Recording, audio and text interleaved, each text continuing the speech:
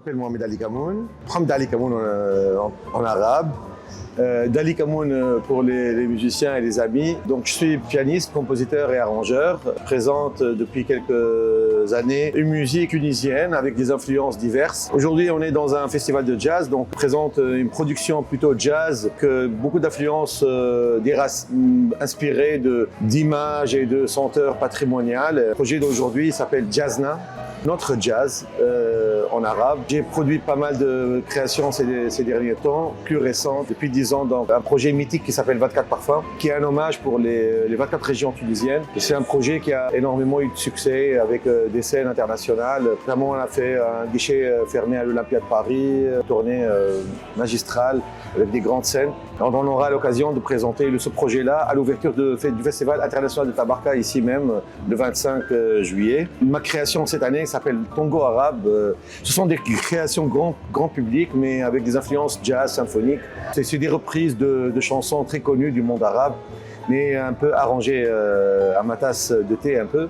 Voilà, et aujourd'hui, je présente mes compositions instrumentales avec un quatuor de musiciens, des anciens camarades comme Ahmed Litayem, un excellent joueur de naï, flûte arabo-turque, et Dali Ilash, batteur, et également Ali Ben Khalifa, qui est bassiste, excellent bassiste. C'est magnifique, je suis très heureux que le festival reprend.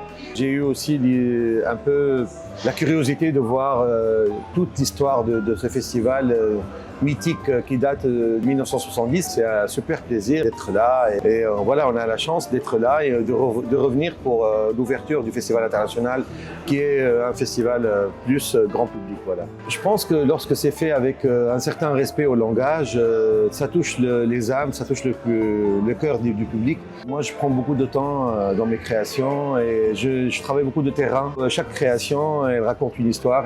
Elle a été construite, créée dans un certain espace-temps. J'ai beaucoup voyagé dans les régions tunisiennes. J'ai rencontré énormément de maîtres de patrimoine, de détenteurs de patrimoine. Ça m'a beaucoup inspiré.